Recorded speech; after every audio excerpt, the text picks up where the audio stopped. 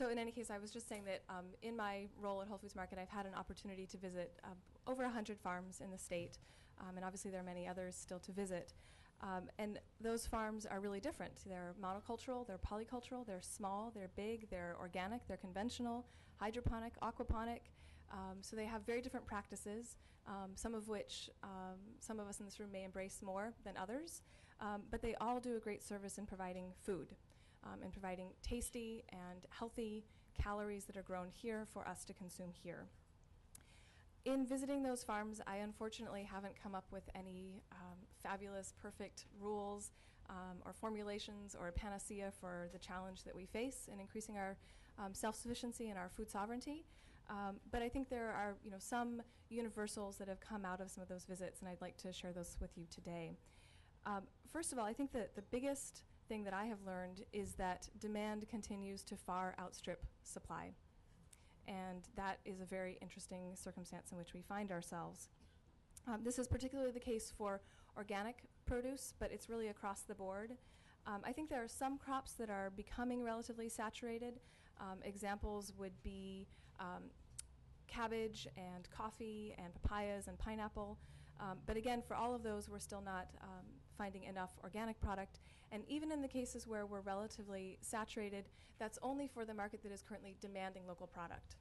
There's still a whole other market that just doesn't have an interest in pursuing that kind of product.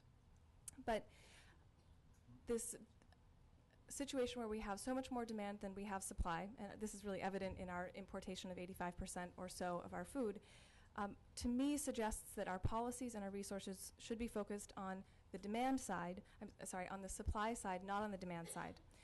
And so much of our resources right now I think we devote to promoting buy local initiatives. And I think those are very important, but when it comes to resources, if we don't start to bolster that supply and we have all of this demand but no product to fulfill it, then we haven't accomplished very much.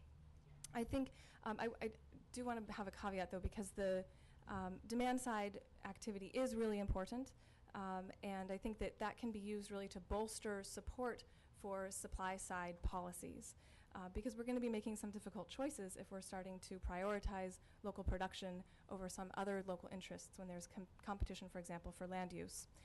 So the demand side is really important, but I don't think it's where we should put our resources necessarily on the policy side of things. I would say that activities like the Kanu's Eat Local Challenge are really wonderful ways of raising awareness, both in terms of developing a commitment to buy local, but then also to understand, if I have that commitment to buy local, here's all the stuff I can't find, or here are the challenges that I'm facing. So it's a really valuable exercise in and of itself.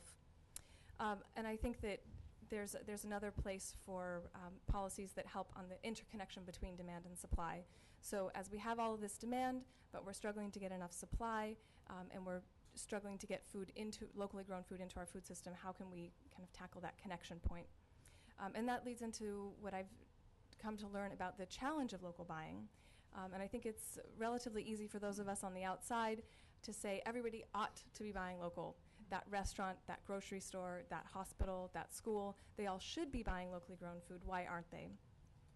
And in the end, it's really challenging, not only because there's not enough food to buy locally to meet 100% of our demand, but also just because the actual act of buying locally is more difficult. And I'm thinking in this case in terms of larger entities like grocery stores or hospitals, where right now they can make one phone call to a distributor, an Armstrong or a Diotani. It's a one-stop shop, and they can have 100% of their produce delivered to their door. If you have a commitment to buying local, there is no such one-stop solution.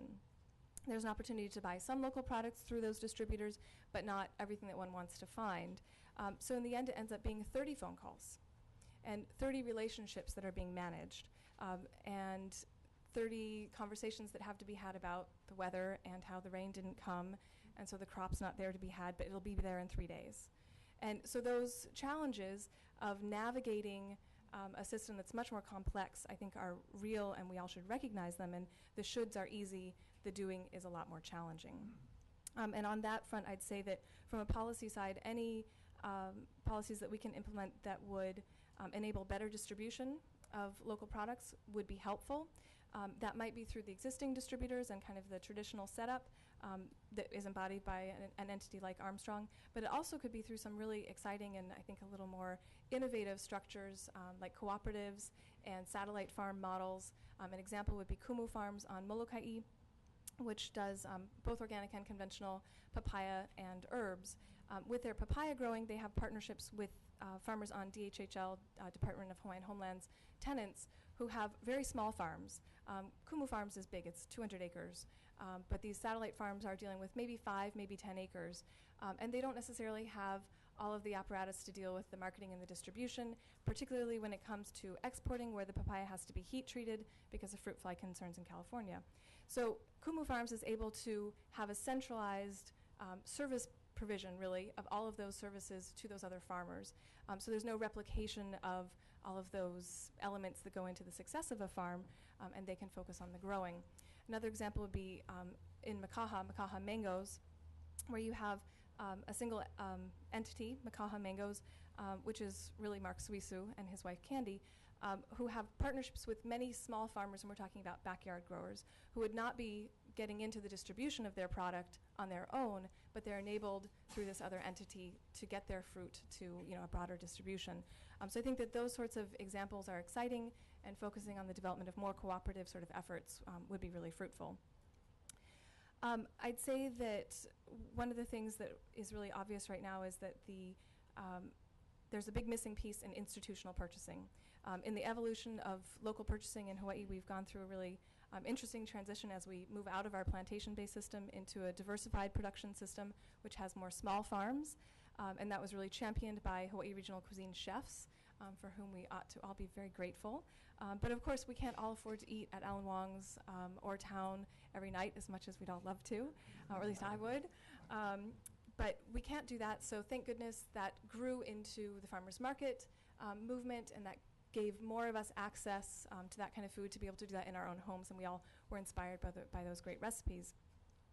And then that has grown more recently into more availability of local product in our grocery stores, which is really exciting, because again, we're talking about mass distribution. The access point to the majority of kitchens in our state is through grocery stores, so I think that's a really important step. And so that's kind of the household economy. You have restaurant economy, household economy, but what we're really missing, where we haven't made any headway yet, is through institutional purchasing. And by that I mean things like hospitals, schools, and of course government writ large. So we have a real opportunity to make some progress in the institutional purchasing.